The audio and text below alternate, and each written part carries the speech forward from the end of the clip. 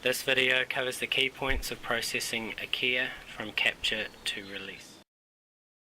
Ensure that your head measurement is accurate and repeatable. Head measurement is from the back of the cranium to the front of the cere, and bill measurements the entirety of the bill from the cere to the tip. Bill width is also recorded where applicable. Ensure the harness cords are equal length, and inspect the quick release mechanism.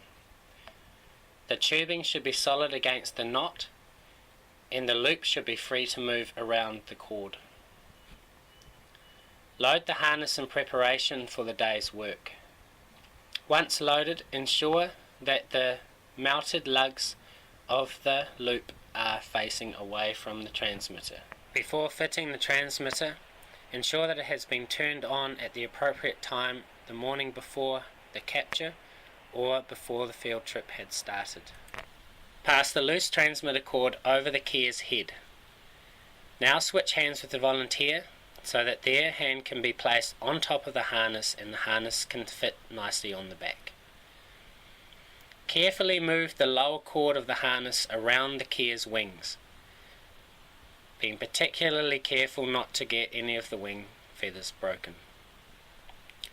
Shorten the loose ends of the harness until the transmitter is sitting snugly on the Kea's back. Ensure that the quick release mechanism sits squarely on the chest of the Kea and that the lower cords run over the thigh along the body line. Pull the leads so that they are even and mark off the point at which you want the harness to sit. Ensure that your fit is accurate. You should be able to fit no more than one finger between the transmitter and the bird's back at the top and bottom of the transmitter. Ensure that it feels snug enough that it will not slip off the bird, but is not so tight that it restricts normal movement, breathing or feeding. Take the scissors and cut the loose harness off, allowing enough of the cord to be mounted back to create a lug.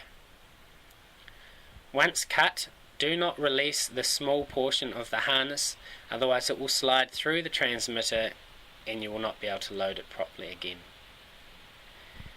Mount the cord until you get a ball and then place it against the edge of the lighter so that you can create a flat surface to fit against the transmitter hole.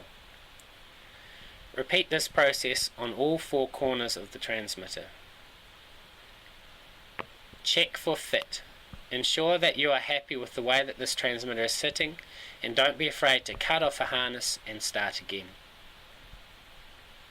Ideally, you would place the harness on the back and then either bleed or weigh the Kea to allow the harness to settle into the feathers and allow the wings to move. If after this process you are happy with the harness and its fit, you can then move to using the glue to secure the harness permanently to the Kea. Just pull a small portion of the lug out from the harness and allow the glue to pass through to the tubing of the harness and to soak into the string. Be very conscious of gluing both sides quickly and then pulling them against each other so that they sit snug inside the transmitter tubing. Try very hard to keep feathers and fingers out of the glue area and to leave a nice, clean result. After a final check that the transmitter is operational, you can then release the Kea.